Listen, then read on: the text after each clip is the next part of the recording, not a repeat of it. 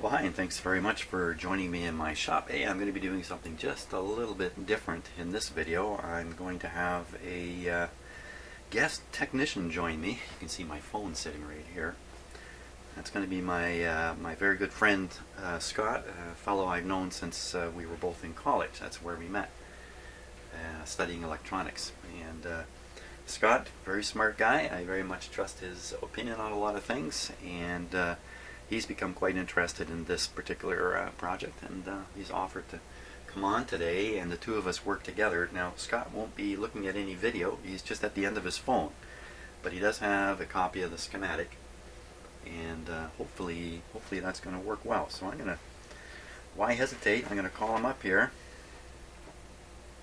and get him in here with us. And I'm hoping very much my phone is not going to cause a lot of interference also. Hello. Hello, Scott. It's Jim here in my shop. So, Scott, just as we chatted about, your voice is now part of the video, and you and I are going to try to fix this thing today, I think. That's what I'm hoping. Scott, I'm just going to put you up here, so you're talking kind of into the microphone a little bit better. So just before we get going, just to give a little bit of background, you and I were on the phone last night, mostly so I could experiment a little bit with the video here and make sure it was going to work, sound was going to be good and stuff like that. We did end up looking at the schematic together and made a number of observations, and then this morning you were watching my last video. Sorry about that, Scott. It was a little bit of a long one and a bit of a wanderer. But I think you've seen a couple things on the video that you think might be interesting too. So we can chat a little bit about that.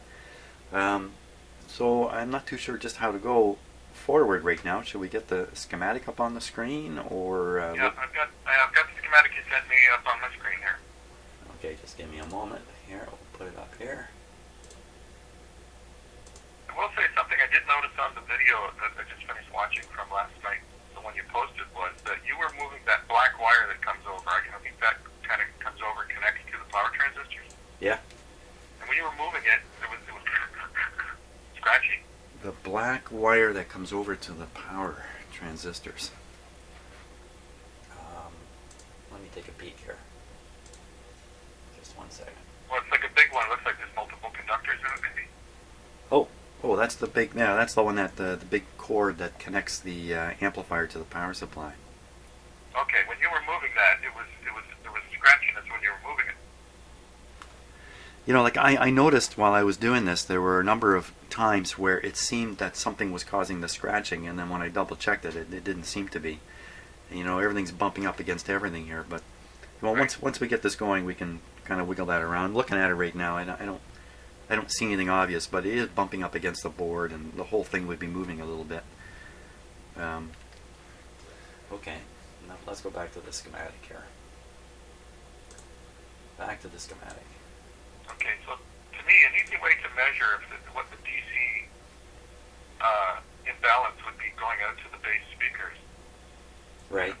The collector of the transistor is the case, right? So right. The transistor 8, the collector is going through R28, which according to the schematic is a 1 ohm resistor.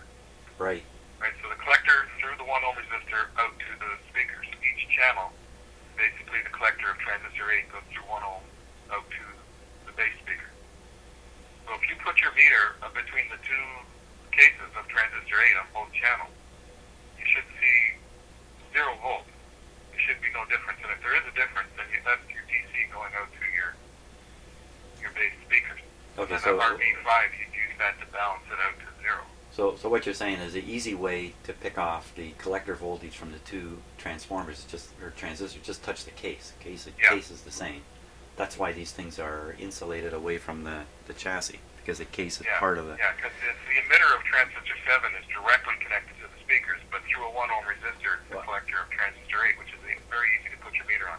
Is that something you want me to try right away? Should I try that? Well, yeah, that would be a big indication. If you're getting DC going out to those woofers, then for sure there's a problem that might be balanced out by RB5. Oh, and you're suggesting I do this with the speakers connected? No, you can disconnect the speaker because it doesn't need to be there. Why, You know, the voltage is going to be there even if the speaker's not connected. And if you disconnect the speaker, you won't have the high fault current flowing while you're doing the adjustment. Because if you do the adjustment and something, you know, if that RV5 is a little scratchy, then, you know, you might suddenly get a high DC output that might damage something. right, right. There's a bit of a risk. With the speaker disconnected. Okay, so I've unplugged the speakers now. Of course, you can't see any of this.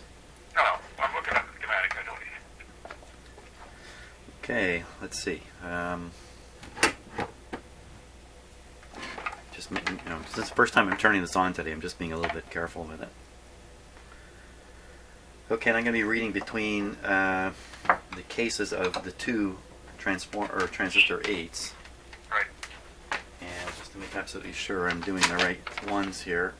8, so it's the hot one and its brother. Yeah. Okay, it would be like that. Okay. And the expectation is there should be no difference in voltage between them. That's right. And if there is any difference, then that's a driving force driving DC through the base speakers. Correct. Okay. If you hear some screaming or something like that, you'll know what's happened to me. Here we go. Okay, I'm hitting the power here. No, with no speakers plugged in. Okay, got a bright light. And now, there we go. I'm just going to read between them. How does 11 volts grab you? Oh, wait a minute. Wrong ones. Wrong ones. Seems like Hold on. it should be not 11 volts. Hold on. Between the two transistor 8s. You know what? It wasn't the right ones, but now it is the right ones. And how about 9 volts? Oh, that seems pretty high. 9 volts, yeah. So there's basically 9 volts would be pushing on those speakers, although if I plug them in, the 9 might drop. Well, that's going through the two 1 ohm resistors and then the L2 coil, right? So there is going to be some resistance in the circuit with the speakers, but yeah. So if you can adjust RV5, see what happens to that voltage. Okay, so our RV5 on the schematic is just talk about what we figured out looking at the schematic last night about the output of this. Let me talk for a minute. So it's kind of obvious that and I'm doing things on camera here, Scott, you can't quite appreciate what I'm pointing at, but it's pretty obvious that these 4 output transistors are actually 2 pairs of push-pull. Nothing surprising in that. One for the left channel, one for the right channel. But what is kind of surprising, and I guess it's from clever engineering and design, it's clear from looking at the schematic that not only are these 2 pairs push-pulling for the left and right channel, but the 2 pairs in combination produce a push-pull output to drive the woofers. And the trick in doing this is that one of these amplifiers has to be completely inverted. And the confirmation that that's really the case, although I don't know how one amplifier has completely inverted signal going through it, at least coming out of it. I don't know where the inversion takes place. But the confirmation of that is the way in which the mid-range and tweeter speakers are hooked up. They are reversed in the sense that their polarity between the 2 channels is reversed. So if the 2 channels were in phase, you'd have the left and right tweeter and mid-range speakers running out of phase, which would sound weird to your ear. There's no way they want it to work that way. So all that stuff in combination says to me that somehow they've got the left and right channel running 180 degrees out of phase. Then that gives a powerful output to drive the speakers. And another trick, let me just put the schematic up here while I'm talking, because I think this was kind of interesting. And another trick they're pulling in this amplifier here, if you look at, and again you can't see this, Scott, but I'm circling the base speakers on the schematic. When you see the 2 speakers are just connected in parallel, there's just one feed wire coming to them, or leaving them, whatever you want, however you want to look at it. So what this means is that these 2 speakers can never be out of phase to any degree at all. They're reacting to exactly the same signal. And I'm thinking perhaps in the case of bass, if you did drive these in the normal way, which would be one driven by the left channel and one driven by the right channel, the hope is the program material coming off the record or wherever it's coming from is perfectly in phase also. If it's not perfectly in phase, you're going to get some weird effects in the bass that probably won't sound good to your ear. And I don't know, is that the famous muddiness? I don't know what it might sound like exactly. But my own thinking, my own guess is the engineers realize that there's no stereo effect in bass anyway. You can't hear the stereo effect, so why waste it by hooking up the speakers like this? They operate in perfect phase, which probably gives a pleasant effect to the listener. That's my guess. In fact, it probably has a subtle but very beneficial effect. And this is one of the tricks that's pulled off in this amplifier that this record player claims to be a special sort, a higher quality than most. As I understand it, back in its day, it was the kind of record player you'd buy because it has these special features in it. Part of it is that sealed cabinet thing where when you close the lid, the cabinet seals up. So there's a number of audio tricks in here, and I think it all came out of, not from PYE. PYE was the builder, but the designer of this, and I'm going to forget now who designed this. It's under license for being built by PYE. RCA? Is it RCA? I can't remember now. Help me out on this, Scott. I can't remember. So anyway, I think the designers, the engineers, had all these nifty little tricks they were pulling off in here. They licensed it all to PYE so PYE could build it, under their license. So I hope I told that story fairly clear. So there's probably some more tricks in here that maybe we haven't even discovered yet. So and just between you and me, Scott, I don't know how easy it is for you to sort this stuff out, but I've spent hours staring at this thing, frankly, slowly picking up these little tricks that are being pulled inside here, especially using the left and right channel as a large, I don't know, second tier push-pull system. Maybe this is common and I just don't know it, but not common to me anyway, not something I've ever seen before. Okay, now I've totally thrown myself off track, but because you're here, I can get back on track. Yeah, I have lost track.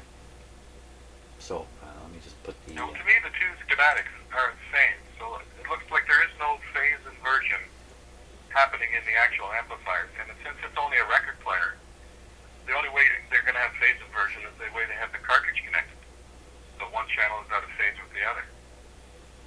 Well, this would be possible. We actually chatted about this last night, and my reaction to it was, wow, that's pretty dirty pool.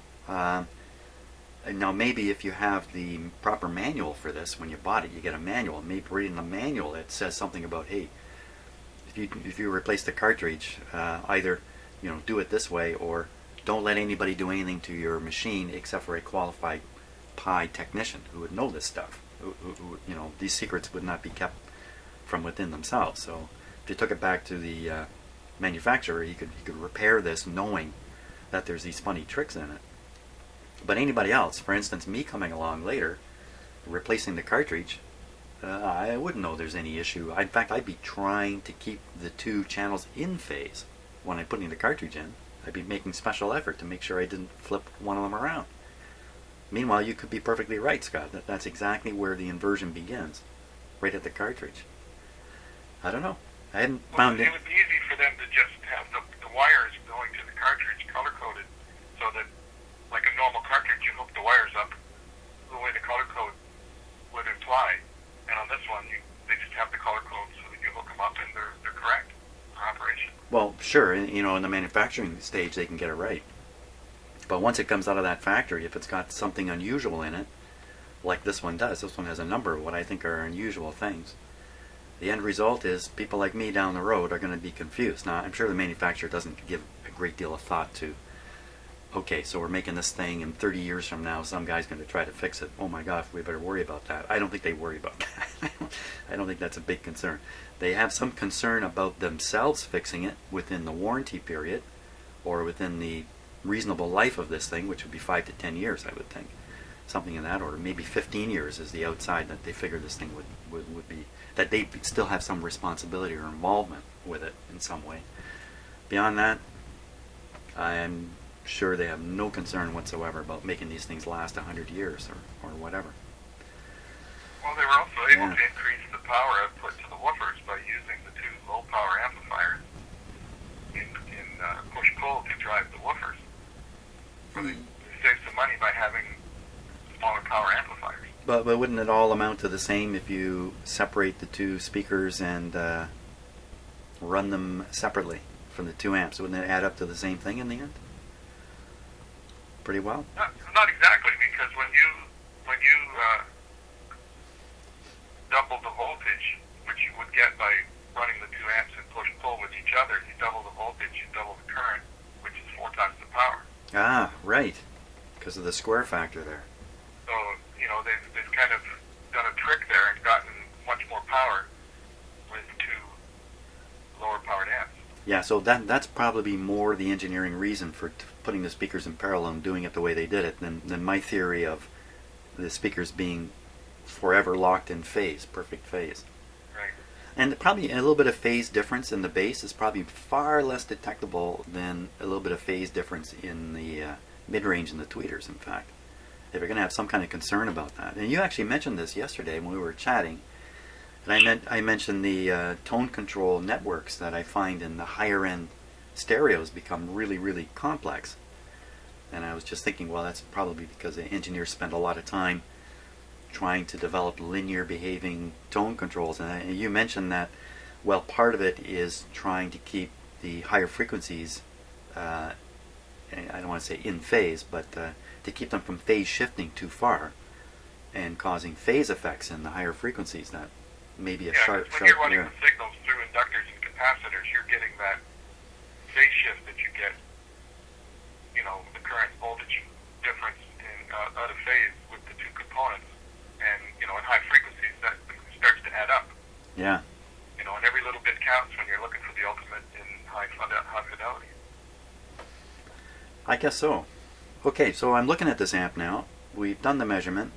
We found the unfortunate voltage between the cases of the 2 transistor number 8s. Can you lead your meter leads onto the 2 collectors and then, have your hand free to adjust that control? Oh yeah, the control. Let me just write the control. Because that's going to be a real balancing act. Kind of hold your 2 meter leads and then turn that control. I certainly can flip them. I'm just bringing the close-up camera down to take a look at this control that you're talking about. And unfortunately, I've got a focus thing here. So I'm going to do my best, Scott, to not stop the video while we're doing this. Okay. But it may become necessary at some point if I got to do too much goofing around that I know for sure will bore people to death. First thing I got to do is I got to fix the focus here. As usual, I've forgotten to open the focus control box on the camera. Okay, here we go. Let's try that. Okay, so what I'm doing is I'm just showing this control that we're talking about, looking at it fairly close. Now, we'll take a look on the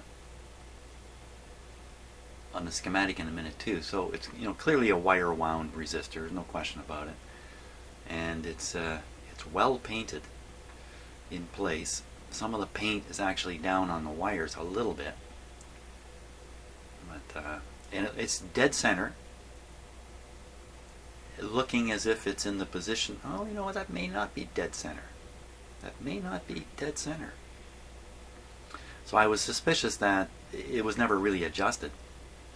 It was just allowed to stay in its default central position, but it is actually moved a bit. And the fact that somebody painted it also indicates it was probably adjusted and then painted. If they didn't do anything with it, they probably wouldn't have painted it because they weren't doing anything with it. Well, the paint might be just when they adjusted it in the factory, they put the dab of paint on it, and that's an indication that it's been done. Well, that's interesting too. I'm looking at it to see if... Well, it's hard to tell if that's all it is. This one's done, or if this one isn't going to move. So your thinking is I can kind of work this control a little bit, maybe pry at it or tap it a little bit and see what happens to that voltage between the two. Yeah, because being a wire-wound resistor, there's a possibility there's a little bit of corrosion there, which should explain some of that scratchy noise you're hearing if you're physically moving the thing around. Okay, so what I'm going to do is I'm going to clip up the voltmeter here so I'm hands-free.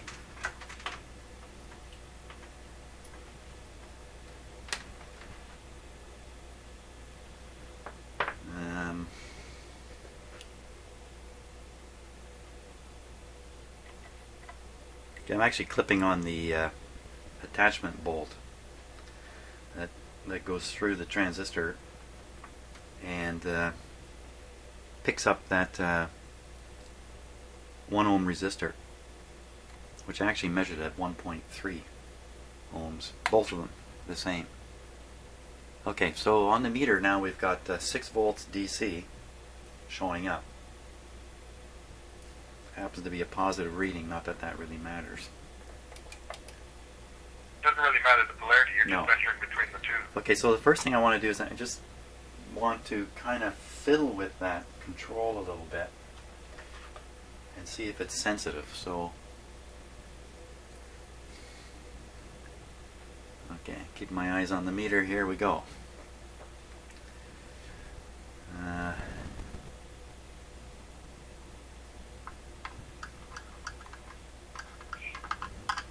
Oh, you know what? It now reads 5.3. It definitely jumped. You might be right, and oh, it's jumping around. I'm just tapping it. I'm not trying to move it at all. Ha! There you go. There we go. Okay, so what I'm going to do then is shut off the unit, and how am I going to improve that thing? You spray a little contact cleaner on it maybe and work it back and forth with the screwdriver. Let me shut the power off here. Now, I'm going to take another close look at it in case there's a trick to moving it. I mean, it's a real simple looking thing, but it is the only one in here. I mean, if I do something bad to this, the alternative, which is fixed resistors, is a tough go to get them right? Would be tough. Well, you know, if worst comes to worst, you could just measure it and replace it with another pot. Well, I mean, it's going to be carrying some current, otherwise it wouldn't be a wire-wound resistor. that's right. Yeah, I The don't only know. time they do that is for power dissipation. You know, a lot of those pots, they don't do well with DC going through them. So I'm just looking at how this is designed. It's really very simple. The thing is, there's the slider terminal that you solder to comes through a slot in the back of the supporting card that's built on, and the slot is actually, you can't slide this thing the full range of the resistor. And I don't know if that means anything. It's just the way it is. So you can't. Looks like you can't slide it all the way to one side. It doesn't mean anything. I'm just making observations here before I mess everything up. Let me get a little more light on it. I try to look right down at the sliding contact. Yeah, it's a 100 ohm resistor, and then the emitter resistor for transistor 3 there is also 100. So it looks like you've got 100 ohms emitter resistor, 100 ohms for RB3, and then 100 ohms emitter resistor for the other channel. 3 of them in series with RB3 in the middle, just to kind of balance it out. I'm really trying to see the actual contact point here, but it's a little Oh awkward. no, I'm thinking the wrong one, RB5. Never mind. I wasn't listening to you anyway, Scott. So 300 ohms. this one, the sliding one. Yeah.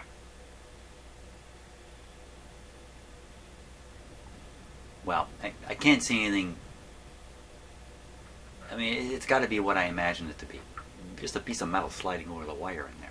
Right. The paint, I can see the paint doesn't extend down very far onto the wires. So it's just a little bit on the top. If you can picture that? Yep. On the top edge of this thing. I did send you a photo of it last night, so you Yeah, I have know. some idea what it looks like. Okay, so I'm going to try to move it. I guess its position will be marked. Oh, just toss the camera aside without thinking.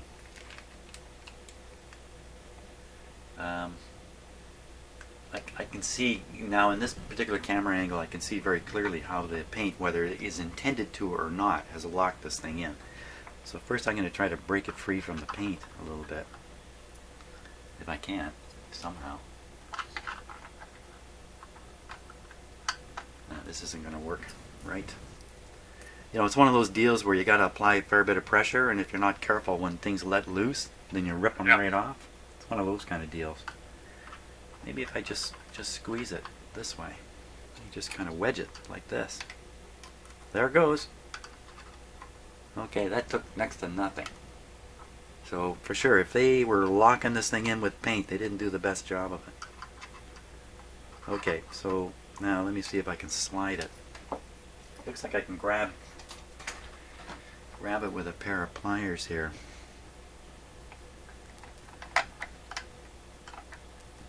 There's a little tab sticking out that. I'm going to try to. Ooh.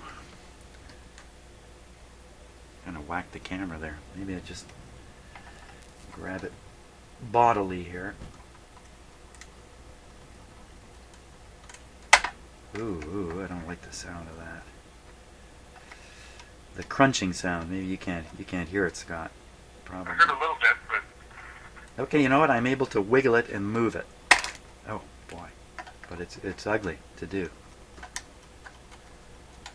Okay, so I'm going to move it right to one extreme. If I don't whack the camera. Okay, one extreme. Now we're going to look down at where it was sitting, because maybe it corroded right where it was sitting. Maybe a little bit of corrosion in there. Just so you know what that was, Scott, that was me knocking over my voltmeter. There we go. Wow. This is a little tricky to do here. I get the light in there and the camera in at the same time. Hold on. Everybody, hold on. I gotta tighten the focus right up full here.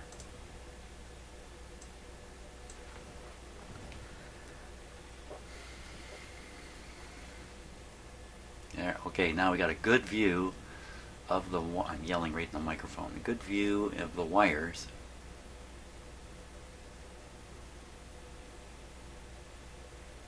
So what I see is well, there's a little bit of debris or stuff on the back side of this thing where the slider runs. Right where it was sitting, I couldn't say there's much there to see. Some of the wire turns are moved, you know. The thing looks very uniform in terms of the wire winding everywhere except for where it was sitting. Where it yeah, well, it's been like there since 1964, so it may have created a bit of a dent where it was parked for all those years. Yeah, it may have moved the wires. Hey, that's interesting. Through heating and, you know, getting warm and cooling off.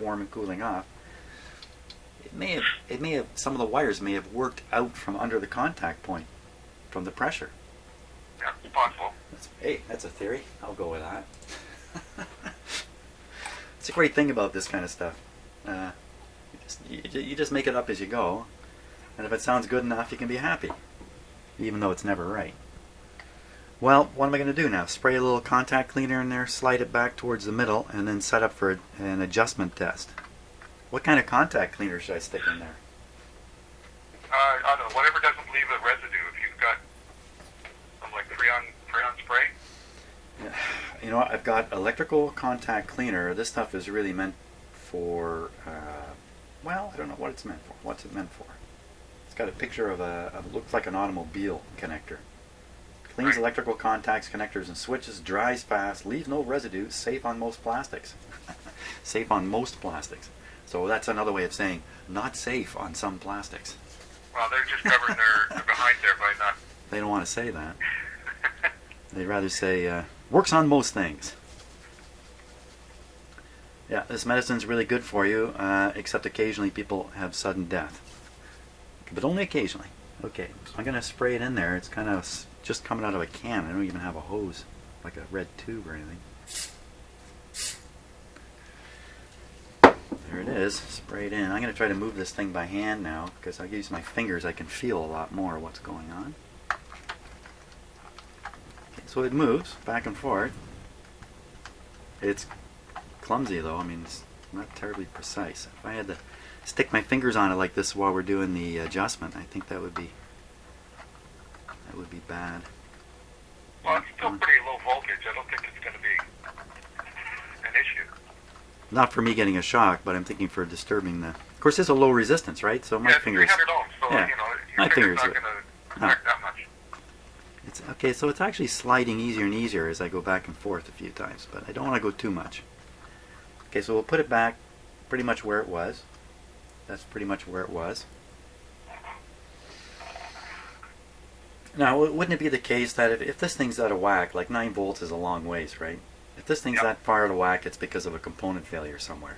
So what we're really doing here is just proving that this control is not the be-all and end-all of the problem with this thing.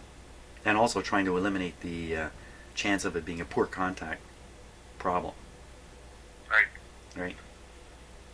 Even though all that scratchiness went away when I froze the transistor. I mean, well, that I think maybe because, you know, the temperature has a huge effect on the gain of a germanium transistor, and you were reducing the gain of it by cooling it down. And yeah, I was thinking about that, but it seemed to be the error current. It seemed to be a point where the sound just stopped completely, as if a connection had come open or something of that sort. So, okay, I think we're ready to repeat the test here. I still have my meter connected. I have to stand it up again though. Okay, I'm still not sure how I'm going to get my fingers in there and move this thing. But with no speakers connected, there's very little risk. If I should accidentally shove this thing all the way to one side, probably it's not going to damage anything because there's no load. Because there's nowhere to current flow. All you're doing is changing the DC balance from one amp to the other. But when there's nothing connected between them, there's nowhere for that current to flow. That's right. We never actually looked at this control on the schematic. Let me do that just for the sake of those who are watching this. Okay, so the control, I got the schematic up here. So the control we're talking about is this one, RV5. And on the schematic, as you had noticed last night, they show transformer 4 for one channel and a bit of transistor, 4 for the other channel, just to make clear where this RV5 is fitting into the scheme of things. And the slider just goes to ground. Okay, that's that. Let's go back to the image again. Okay, I think we're ready. I'll fire up the amp here. Okay, so we're reading 10 volts basically between them. Wow, that's a big. Okay, that's big. Okay, I shall now move the control one direction. We'll see what happens. I haven't moved it, but the voltage has gone all over the place here. I'm just a little sensitive about sticking my fingers inside something like this, even though I don't really need to be. It's the tube guy in me, you know. Okay, I'm working it. They're moving now. Okay, it's reading 9, 10, and 11 volts. Jumping all over the place. I'm going to get the impression I was sliding it the wrong way. I'm going to get that impression. Okay, I've got that impression now. So I'm going to slide it the other way.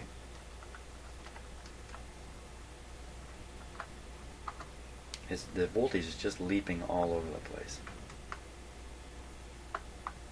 Oh, it's almost fallen to nothing. I didn't even move it. I'm just applying a little bit of pressure to it.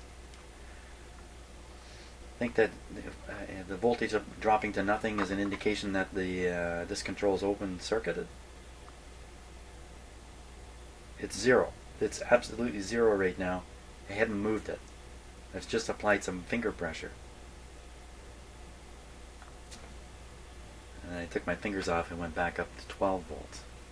Okay, it sounds like there's a problem with the wiper contact is not contact, and you have Sure. to touch it in order to. Sure sounds like that. I'm trying to help myself to move. There we go. Now I've moved it. Take my fingers off. 10.7. It's not even back to where it was though. So we're gonna go. Right. Okay, now we're So it going. looks like whenever that wiper's not contacting the wire wound part, the bias just goes wacky, and as soon as the wiper is on there, it goes pretty close to where you want it to be. At Hey, zero. is it the other way around? That in fact, when it goes to zero, the contact's being made. That's what I mean. When it goes to zero, it's making proper contact. But Oh. when it's open, the Okay. bias just goes wacky because there's nothing.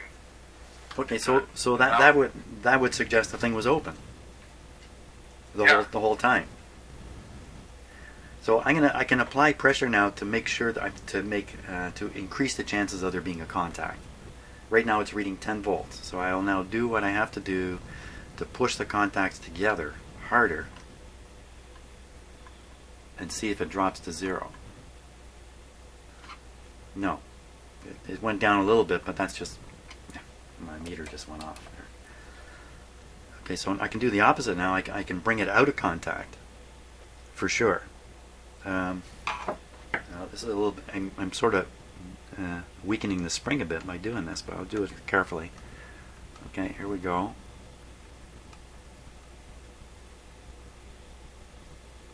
I don't. Let's see. I may not be getting it out of contact here, but wow, I pulled that thing a mile. What I'm doing is I'm grabbing the terminal that's attached to the slider and pulling on it to lift the slider off the wires. And it never went to zero. It never did anything really. Let me squeeze it back on again. No, it's just jumping around. So I'm a little bit to the right of center, or right of its original position. Before I was to the left, and it's giving me 10. Okay, so I'm going to push it further now, so it's definitely in a different position here. There it goes. Oh, that's really interesting. Now, when I have my fingers on it, I'm squeezing the component. There's a board and the resistor stood off from it, and it's a little bit of a mechanical thing. When I grab it with my fingers, let me do it. It just fell almost to zero. Right there. So is the wire that's wound around the fiber board or whatever it is, and it goes to the ends and then it's attached Right. to wires. Does it just look like it's riveted there, or is there some corrosion at the end point? No, that's an interesting question. Hey, very good idea. Let's take a look at it here. The way you described you putting your fingers on the control. Yeah. I know just what you're saying. It could be these end terminal points here. And they're just compression fittings. Right. Okay, so it's interesting. What they've done is is a clip that wraps around the fiber board and the board with the wire wrapped around it. It's like a sandwich missing one piece of bread. Right. It's clamped around, and then you can see indents on the metal where it was driven into the wires a little bit. You know what I mean? So Yep. you can picture this thing, if it were just stuck on there, it's kind of round. It would only make contact at the corners where it would contact the wire. I don't know if you can follow my conversation or not, but by kind of squeezing it with something, you bring more of that clamp into contact. But that's all it is. It's just a squeeze play. So if you can clean off a little bit of that wire at both ends, and then apply some solder between the wire and the little bracket that's supposed to be contacting it, you can eliminate that problem if that's where the problem is. Okay, so I'm examining this piece very carefully now and thinking about what you just suggested. Clean off a bit of the wire. Well, the wires should be bare, shouldn't it? Well, it's just been a piece of wire exposed to the atmosphere since chance there's a bit of corrosion. I don't know whether the solder flux would be enough to overcome that, but worth a try. It's the wire is black. You know, you'd almost think it's got shellac on it, but there's no cleaned off run. But it would have to be insulated, right? You can't wrap an uninsulated wire around this. Well, can you get a view of around the side where the wiper is? Is there an area where the wiper contacts it that's been, the black stuff has been taken off somehow? Well, the short answer is no. I can't see anything. Like I'm looking right at the back side that the slider slides on. I got a good view of it on the camera right now. No, I don't see that there's a band where they, cleaned it off. Think about it. They really couldn't do that, because if they cleaned it off, that would put metal bits between all these windings. This is it. Well, how do they normally do a wire wound resistor? Like a wire wound. Usually, I think it has to be bare. That's right. Well, I've got one. I've got one hanging. Right, where have I got it? I got it right here. A great big one. And even if I can't find it, I can tell you what I'm missing. Great big one. Son of a gun. I have it right here somewhere. Oh well. The windings are separated. They're bare and they're separate. They're kept physically apart on the wire wound resistors I have. It's hard to believe that's the case here. The wires are really close together. I can't imagine they. And plus, anybody would know, when you move the slider, you move the wires a little bit. And maybe it's not so critical. Well, it's wrapped around like a piece of fiberboard, maybe, or some sort of exactly thing like that. So when they build it, they wind it tight. It kind of bites into the wood or whatever the material is, and that kind of puts it in its own little self-made slot. And each time it comes around, it makes its own. So as they wind the thing, it squeezes the wood and doesn't move. You know what I mean? Yeah, I follow. Kind of self-holds it in place. Well, when I'm looking at the windings very carefully now, and they do seem to be gapped, but it's really hard to be sure, and it would be a tiny amount. But there's so is the contact that it's being made down the side where that little finger goes down in? Oh, that's an interesting question. Or is it along the top where that's a good question. I was trying to look in this thing to see exactly what's going on, without an awful lot of luck here. Let's see if I can just. Well, you can take your own meter, touch one end of it, and then just put the probe on that wire and see, can you read to it, or is it insulated? Good idea. Hey, you know what a really good idea is? A good idea is to turn this off while I'm doing this. Yeah. Okay, so I've turned it off. So your suggestion was a good one. Another good suggestion would be to switch cameras here. Because I know you and I are looking at that piece of black wire and thinking, that doesn't look like it's, something I can make contact with. Normally, the piece of wire is going to be shiny copper or silver or something. Okay, well, first thing is resistance between those two outside connectors. Did you say this is a 100 ohm resistor, did you? Oh, 300, I think. 300. It says on the schematic.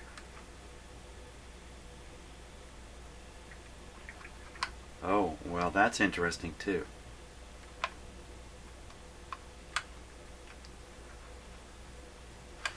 Okay, so it's more than 2,000. Okay, so that implies that maybe the contacts at the ends of the wires to the It's more than 20,000. mounting. Okay, well there you go. This explains now everything. Just touch the wire, the wire wound wire. I will. Hang One on, end to the other. I'm just settling out on a reading here. So there must be a capacitor involved because the reading is dropping slowly. So it's going to drop out to around 50K. And it's supposed to be 300. Oh, it's way down. It's way down. It's down to 10K. It's going up now. So yeah, bad contact. Could even be my meter probes here. No, I don't think it's the meter probes. Yeah, because you've got the two over one end of that RV5 to the other, right? So there is capacitance across. Okay, you know what I'm doing now? Now I'm reading the resistance between the slider and either end. Okay. Okay, so from one end, 208 ohms, and it's Okay. 208. Now the other end, Good.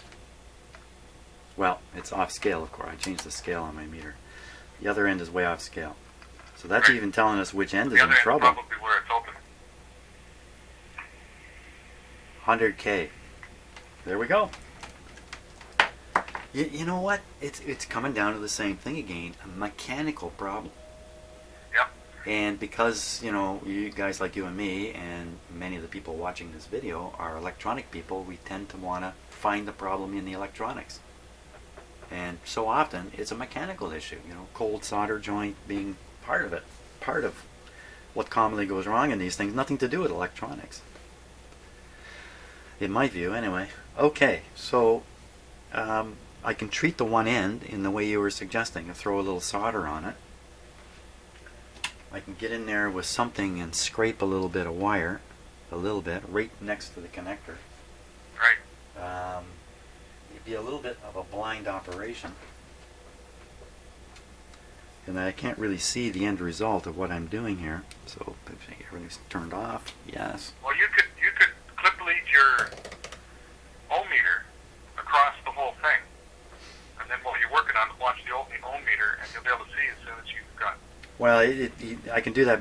Well, I don't think that's going to help much because I'm scraping wire beside the little connector, and the effect of it won't really matter. No, but when you solder it, Yeah, you'll when be able to see that you've got a solder connection. Yeah, I can do that. So I'm scraping away here. Here, let me just put the close-up camera on this. And if you're successful at the one end, I would recommend doing the other end just as a preventative, because, you know, it's a good chance the same thing would happen there eventually.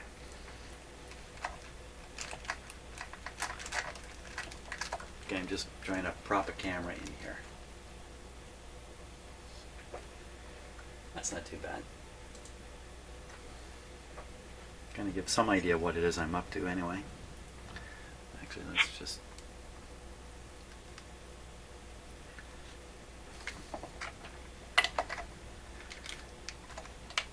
I'm still trying to position the camera here. There we go. That's a little better. So I got a dental tool out and I'm just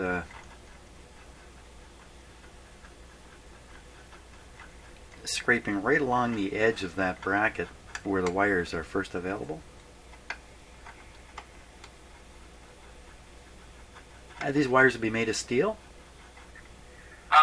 You know what? I have no idea what they would have made them from back then. I know they would use something very similar to stainless in more modern ones because you want corrosion resistance. That's and you true. want a lot of strength. That's true. I have seen that. They're always shiny wires.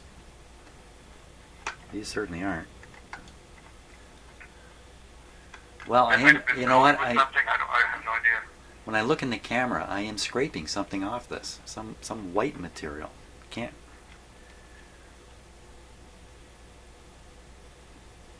I don't know where it's come from because not particularly visible.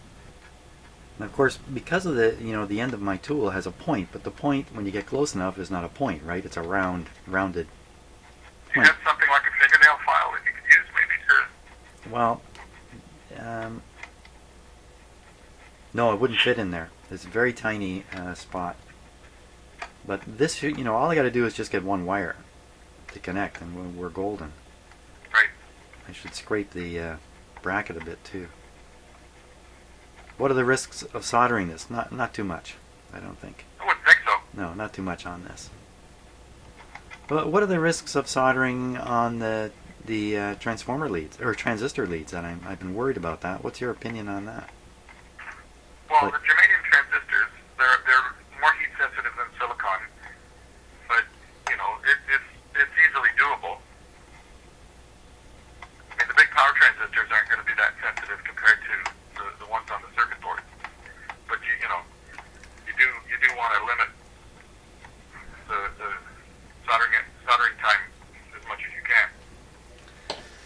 Okay, I'm going to stick a little bit of flux in there because I think we might be soldering steel to galvanized something or some other metal, not copper, or it's plated copper. So I'm going to put a little bit of, just kind of applying a little bit of rosin there ahead of time. Let's see. With great foresight, I have already warmed up my soldering iron. Oh, we wanted to watch the meter while I do this, which is a very, very good idea. Okay, so let me get my meter hooked up here. So we'll watch it from the slider. How about that? Think that's a good idea? Well, we'll see what the reading is right away. Yeah, I would recommend doing it from one end to the other. Yeah, because a little less chance the slider itself being part of the problem here. So I'll do that. I will do that. I will not be fancy. I will do the smart thing. Well, it seems smart now, anyway. may not seem smart in a few minutes. Who knows?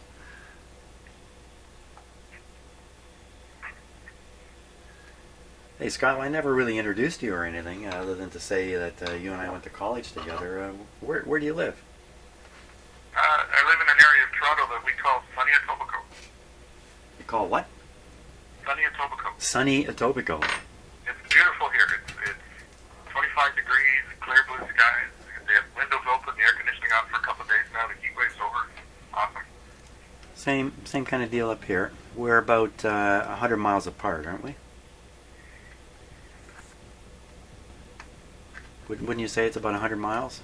Yeah, about that, yeah. I say miles because I know half the people who watch my videos are from the United States. So.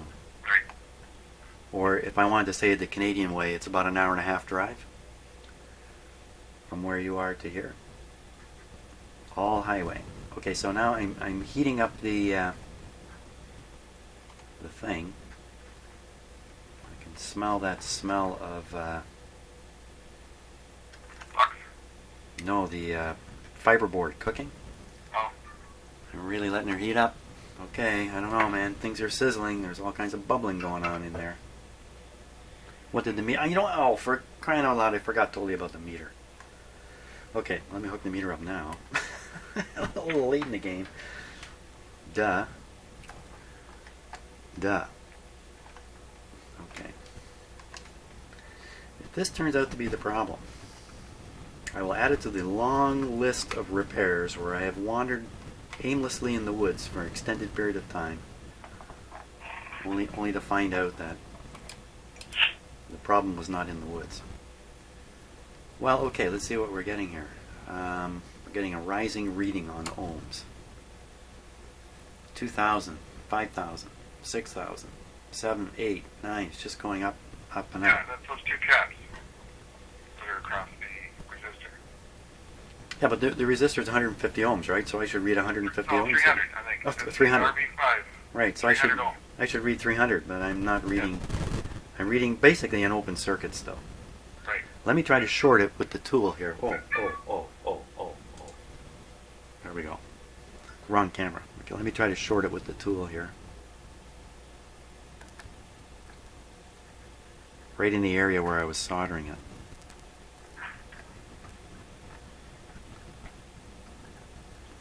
This is not good. I'm getting like okay, so maybe there's a problem with these clip leads. Let me double check all that. So, oh, wait a minute, no, maybe not. Okay. Total open circuit now.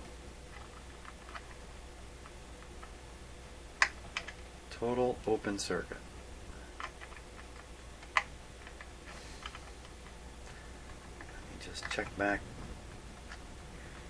Maybe you might have to, instead of trying to solder that wire-wound wire to that terminal on the end of the unit, Right. if you can just solder like a 1-inch piece of wire onto the wire wand wire and then solder it at the other end over to where the wire connects from the circuit. Right, instead of trying to solder directly to the mounting bracket, just solder a jumper to the wire wand wire and over to where the wire connects, coming from the circuit. I hear you, but I have the feeling what happened here was I didn't heat up the wire wound wire enough to get solder on it. I ended up heating up the bracket and hoping the heat would travel. I got scared with all the bubbling. Let me move the slider out of the way here. Okay. I just tried again. I think, it didn't take the first time. I should just... Well, let me take a close look at it first. That's a good idea.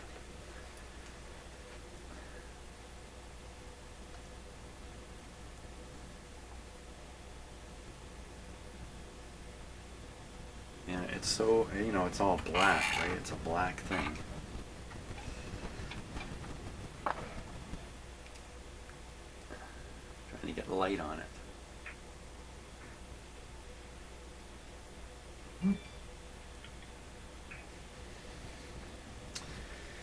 Yeah, okay. Can't really see much using that. I get a little distracted because I got a phone call on my phone while we were chatting here. It's okay though.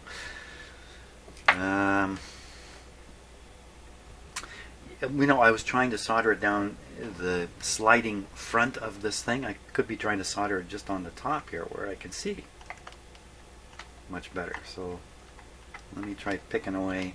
I don't really know what I'm picking away at. I'm picking at something. I could use a fingernail file here. If you used your ohm meter to find a spot where you could get a reading to on that wire, that would indicate that'd be a place you could probably solder to because your meter's connecting to the actual metal, right? Okay, what I'm going to do then, that's an interesting idea. I'm going to clip the ohm meter to my tool, to the actual tool, the actual dental tool. Check it and see. Yeah, okay, I'm checking it to make sure it does show a short, and it will. Okay, let's touch the wire.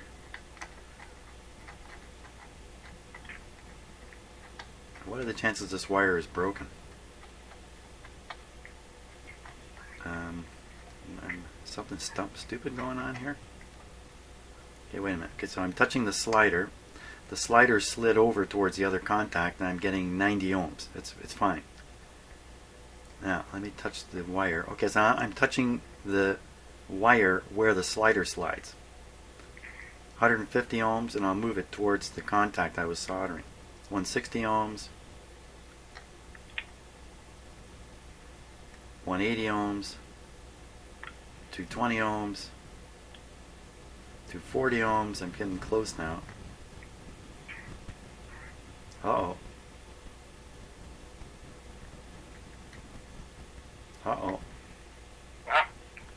Okay, I got a reading there. 250 ohms. I couldn't get a reading. So I'm moving the... I'm trying to skip a couple of turns, and then try again. You know what? Oh. Okay, let me go right towards the end here, because I seem to have got to a spot where it's hard to make contact, or am I right on the on an open circuit point in this wire resistor? So now I'm okay. We'll start right on the other end contact. Open circuit.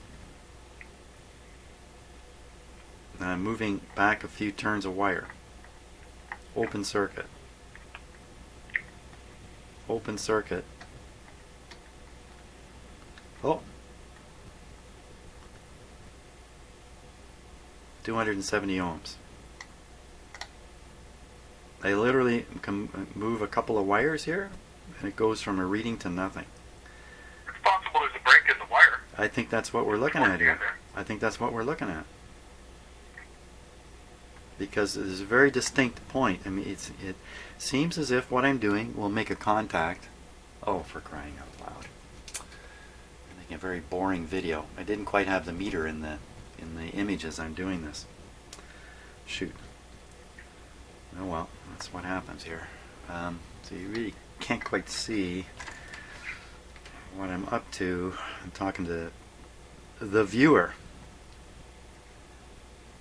Okay, now my meter is telling me the battery's going to quit on it anytime. So I'm going to ignore that. Actually, you know what's happening? The battery indicator is just coming on, so it's kind of flashing. I don't think there's any doubt. I've repeated this a couple of times. As I slide the thing across, let me switch. There is a fairly distinct point where it goes from open circuit to actually showing some resistance, and I'm going to try to look down in there again if I can.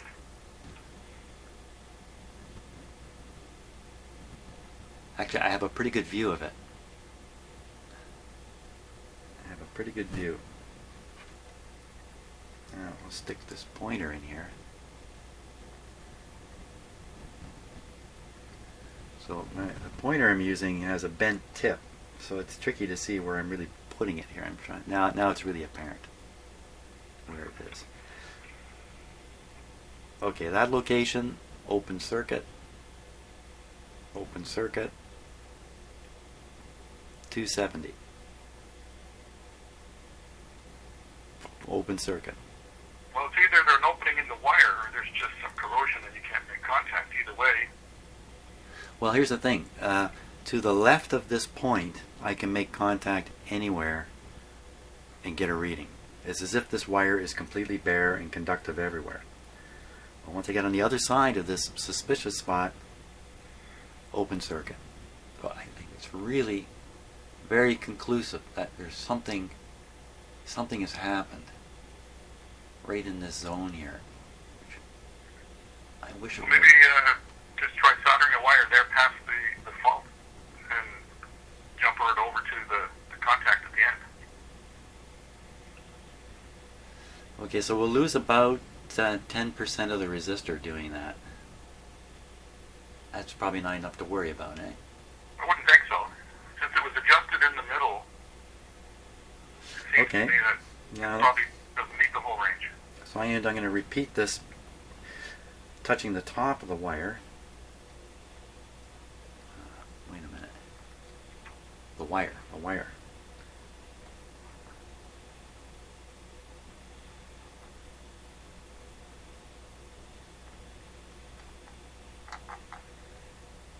Okay, so at that spot I got 250.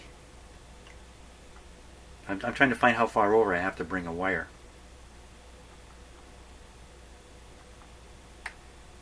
Oh. My clip lead popped off here. We've been going for around an hour. Do you want to stop the video and start a new one just to limit the video length? That's not a bad idea.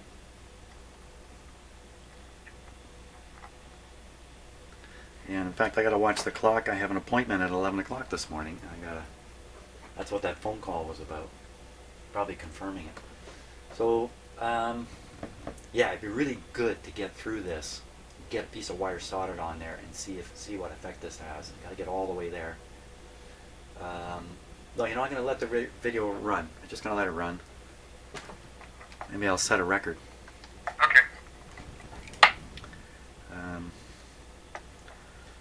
So it's a little tricky doing it to the top of this wire wound resistor. I think there's some paint in there or something interfering. Now let me just get back to what I was trying to do. So when I touch it here, 230, I'm sliding it one strand at a time here pretty well.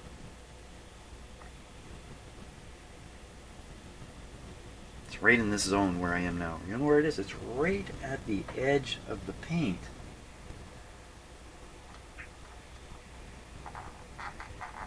I wonder if this paint did anything. So I'd have to solder away, I'd have to skip about 15 or even 20% of the resistor, I think, to get to a good spot, and then the sloppiness of the soldering in that is probably going to take another 5%. So they're going to lose 25% of this resistor. The 300 is going to become a 220 ohm resistor. What happens when you reduce the value of this resistance? Generally, it's going to cause more current flow or something, isn't it? In those transistors. Not enough to worry about? Uh, let me see. You got our collector resistor for transistor 4 is R21 and R12. Oh, Scott, Which is 10K. you know what I see? But, What do I see? I think I see one of the wires hanging right out in here, like it's broken off and sticking out. from the wire, the resistance wire. Yeah, I think Where'd it I go? see something. I can see it easier with my eyes than with the camera. That's how I spotted it. There. Oh, well. Would you be able to get down in there and put a blob of solder on it and reconnect it? Oh, I think the short answer is no, no, No? no. Oh, it looks like there's another one. Have I been? What am I seeing here? Maybe I'm. You know what this is? You know what I think I'm seeing? I was whacking away on this with a paintbrush. Oh, you got a fill hair from your paintbrush in there? Because it looks a little too thin, and there's two of them sticking out of there. But it's right in the suspicious zone. So what I can do, I get a grip on it and pull it. And we'll see what happens. I mean, in the worst case, what am I doing? I'm going to put a couple of fixed resistors in here in the end. You know? I'll just take a guess and put two 150s in here and just put it in the middle and see and start from there. And end up getting rid of this thing. Because you know what? I fixed this. How long is it going to go before it's in trouble again? Well, at the last resort, you could do that, but you should be able to solder on that thing. I don't think it's going to be the end of the world to reduce the value of it slightly. Because You know what? That's a wire. That's a piece of wire because I got a grip of it and I tugged on it and it did not just come off. If it was a piece of my brush, quite clearly that's what it is. And there's more pieces. So you know what's happened? Something has happened maybe on the underside of this control and the wires are rusted off underneath where I can't see it. And that's where the real problem is because the brake, this wire has pulled up from the bottom, if you know what I mean. If the brake would be at the bottom of the wire wound resistor. right. Okay, so I have that piece of wire hanging out there now. Assumably, that wire could be going one of two directions. It may be that's the wire I need to solder. Got me on this? Could be. I don't think you have to worry about reducing the value too much because you've got the collector resistor on transistor 4 there is 2.4K, right? So if you take 10% off that 300 ohm resistor, I don't think you're going to be worried about changing the current flow. Okay, so what I'm trying to do now is contact the free wire and read my ohm meter. Of course, I bend this wire 5 times, it's going to break off. Right. It's maybe it only took 4 times. Oh no, it's still there.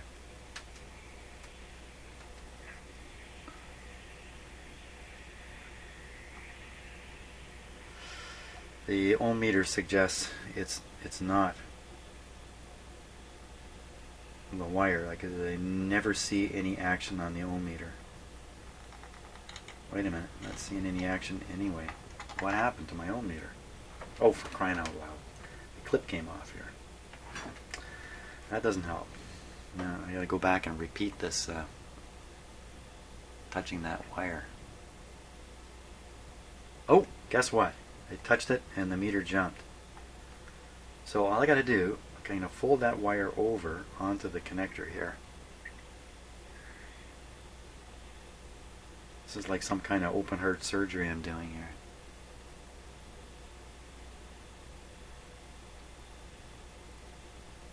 It's springing back all the time.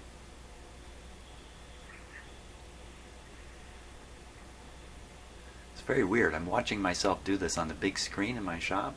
Yeah. It's almost as if somebody else is doing it. Everyone's used to looking right at the thing they're doing. not looking, I'm looking up in the sky here. Well, the wire is very close. Let's see if I can get it to stick with some solder.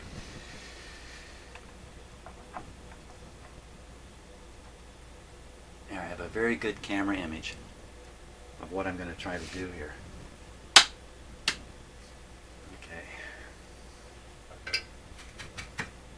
So this is a little tricky because, I can stick solder there and the wire is just going to pop up again.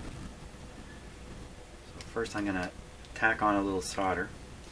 First I'm going to let my soldering iron warm up. Can you use your little dental probe to hold it down while it cools? I'm going to have to, but first I got my hands full with the solder and the soldering iron, so I'm going to blob up some solder.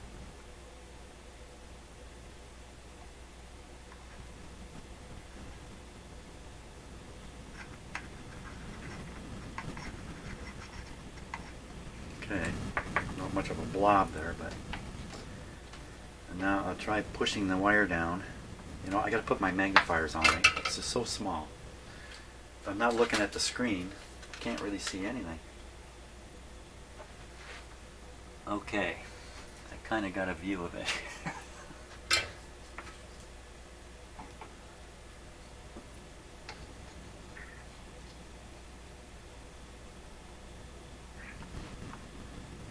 Where'd the wire go? Okay, you're doing it.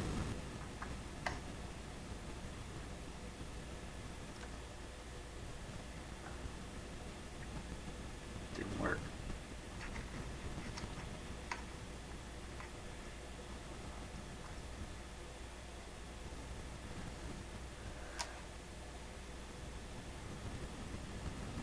Oh, it's so hard to see what's going on here.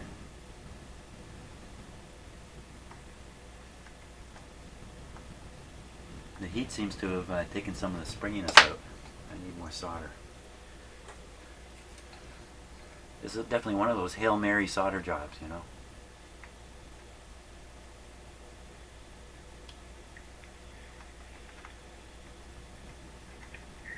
I think in this case you can be forgiven if it's not pretty as long as it works. Okay, now what's happened here?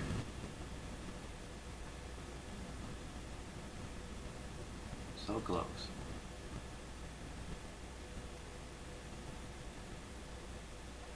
So the wire is right in the right spot.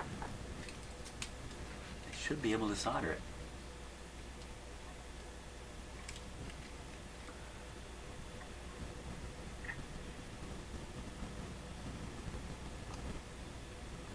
Come on, baby. Nice blob of solder there now. Can't see the wire, so rather than poke it, I'm going to test it.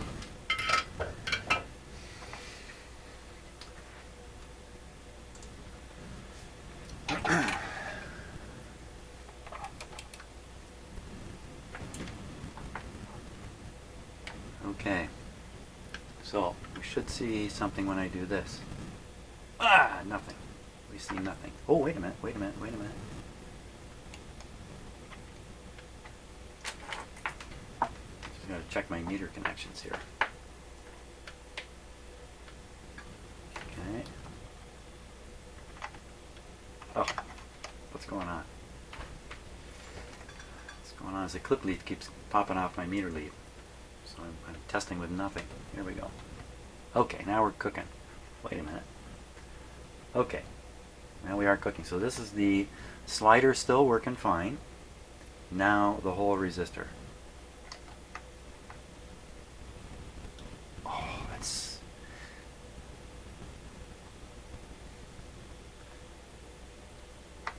Looks like I have like an incidental contact type success. Because I can get a reading, but then if I just move a little bit, it goes kind of wonky. Let me try right on that piece of wire, which I can't see anymore. I'm expecting 300 here.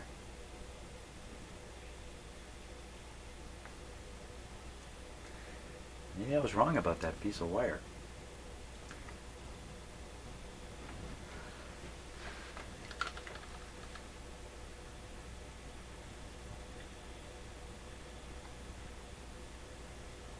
broke off and disappeared.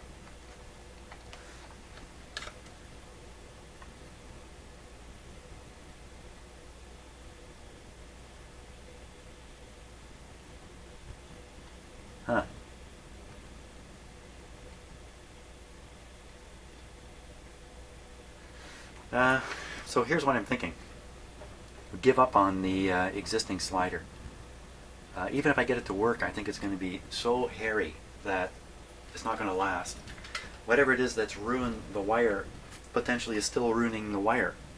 And even if I get it working, the good part that's now conveying current properly may go defective from whatever it is that's going on down there. So I'm really thinking the way to get around this is to put 2 fixed resistors in and see what happens there. Okay, well you could put, say, 150 ohms, and then use the decade resistor box for the other half. Well, that's an excellent idea. And vary it until you can see where you need to be. That is an excellent idea. So I got my resistance box here. Actually, I have 2 of them, as I think you know. Make sure your clip leads are good. Well, one of those are capacitor boxes. Pardon me? I think one of those are capacitor boxes. One's a capacitor, but I have another resistor box. Oh, Remember we were at the flea market, you and me, and I picked up another resistor box. Oh yeah. Yeah, but I haven't done anything with it. And I know these are not accurate, but you know we can get the thing balanced, and then I can read the resistance in the box and know exactly what it is. That's great. You know what? I think we're gonna hold it here because my time has run out, and we'll carry on tomorrow. If you want to be on board for this again, why not? Because I have the feeling we're going to fix this thing. You know what? Just the last thing, I was watching a video on motivation. I watch a lot of TED Talk videos. I really enjoy those. I watched one on motivation, and the guy said the secret to motivation is the answers to 3 questions. Everybody asks themselves these 3 questions, whether they know it or not. And if the answer is yes, yes, yes, you will be motivated to carry on. So there are 3 questions. I hope I can remember them now. The first one is, am I capable of doing this thing? Whatever this thing is. So you ask yourself, can I even do this? The next question is, oh no, I'm going to forget the next question. Will it work? If I can do this, but if I do this, will it work? And the last question is it worth doing? Is it even worth doing? And if you answer yes to those 3 questions, you will feel motivated to push forward. And a lot of the challenge in doing this kind of work, because it feels so hopeless, often, at least I find this, it feels hopeless until all of a sudden the light comes on and everything falls into place. And you have to continue to motivate yourself through this hopeless period where nothing's adding up, you're making mistakes, you're misreading stuff, you're taking tests and not understanding the result. At least I am. That's the way it works for me. And all the way through this, I really have to build up my gumption to keep going. And sometimes I've commented on this on videos, but it's quite interesting to watch a video on motivation and hear the guy say these 3 things. So when I started on this, the first thing I said to myself was, gee, you know, I don't know. It's transistor stuff. You know, I haven't fooled around with transistors ever, seriously, really, other than, you know, in college, because I didn't have the opportunity in my working career to do any of that kind of stuff. So I'm a little hesitant. Oh boy, I don't know if I can get through this or not. I can imagine people with little or no experience just being overwhelmed by that first question. Can I even do this? You know, and then the next question is, will it work? If I put my time and effort into this thing, will there be a good result at the end? And I think I actually talked in one of the earlier videos, not having good feelings at all, and saying to myself, oh, I don't think I can even get through this. I was actually rehearsing those same questions that I've heard about on this video. The last one is it worthwhile? I have an easy answer for that. Yeah, if I have success with these things, yeah, I find it very worthwhile. This is somebody else's machine. They'll be very happy to get it back and to use it. To me, I sense the worth and the value in that. And also, bringing these things back to life, putting them into the hands of somebody who's going to care for them, and knowing that there's another 20, 30 years future for this thing that I put my time and effort into. I just thought I'd go over that because it's kind of an interesting thing. So I would say if you find that you just can't get up the gumption to do something, review those 3 questions. Can I do it? Will it work? Is it worthwhile? And figure out which one of those questions or which ones of those questions are bugging you, and become aware of what it is that's interfering with your motivation. And you can take some control over that stuff. I mean, you can do some self-convincing, right? Even if you're fooling yourself in order to motivate yourself to continue forward. Hey, that's my lecture for today. Okay. Are you still awake over there? Yeah, even if there's other problems in this amplifier, you wouldn't be able to work on them very effectively without fixing this particular problem first. Well, this happens to me all the time, where I'm dealing with the symptoms of a problem not yet found, and the symptoms appear to be the problem. And so you get really caught up in stuff, like I was all caught up in some transistors here, which may in fact be in trouble. But maybe not. You know, if this balancing resistor was open circuited at one end, wouldn't that account for one amplifier not working at all? What was that? If this resistor, the resistor appears to be open on one side. The amplifier, one channel works, the other channel, there's no sound coming out at all. It could be, because if you've got the bias off, you've got one transistor turned on fully. You're not getting any AC output from the thing, because you have to have the transistors pushing and pulling. And if you've just got it biased over, so one's pulling hard, and the output's kind of clamped, and that's where you're getting the DC going into the speaker, that could possibly cause the output to be pretty much non-existent. True, but this control we're adjusting is working further up in the circuit, so it could be doing that to even earlier transistors, shutting one of them right off. I suppose it's possible, because they're all DC coupled. The 2 stages before the output there, they're DC coupled, right? So, you know, you've got transistor 4 driving into the base of 8 and 5, or 6 and 5 there, directly, and this control is controlling 4, which is driving the 5 and 6, which are directly driving 7 and 8. So, you know, it can multiply through, you know, if you throw the bias off on one, you can drag down the bias on the ones previous. Yeah, it's like turning the thing into a digital circuit. It's pushing into one state, right? Right, yeah. Yeah, locking itself. That's locking kind of what itself. it looked like. Yeah. Well, we'll know tomorrow when I get this control overcome one way or another. Right. You know, I could remove it and fiddle with it, but in fact it's the bracket is spot welded in. You can't take this out. You can't take that part out without destroying it pretty well. Well, you can take the wires off and look around in your junk box. You might have a low value pot that you can put in there and vary. I might. I have some wire wound resistors. I do have some. But I don't know what the resistance is. But anyway, okay, I'll poke around. Tomorrow we'll approach this either with some fixed resistors, or I will have found something in my junk box. And even if it's just for the sake of experimenting, right? Just to get the next step in. Hey, Scott, Scott, this was fun. Hope you enjoyed it. I appreciate... I look forward to watching the video now. Yeah. Now you'll... unlike me, you won't hear any stupid stuff coming out of your mouth, because when I watch my videos, a lot of stupid stuff comes out of my mouth, and I'm horrified at times, frankly. But at least you see, if I got somebody else on board and something stupid comes out of my mouth, you'll say something to me, and then it'll go away. That's the natural way things work with people. But when you're all alone, you can stay stupid for a long time. Okay. Anyway, you got your appointment, so we'll see you. Bye. We'll see you. See you. Thanks a lot, Scott. Bye. Bye. Bye.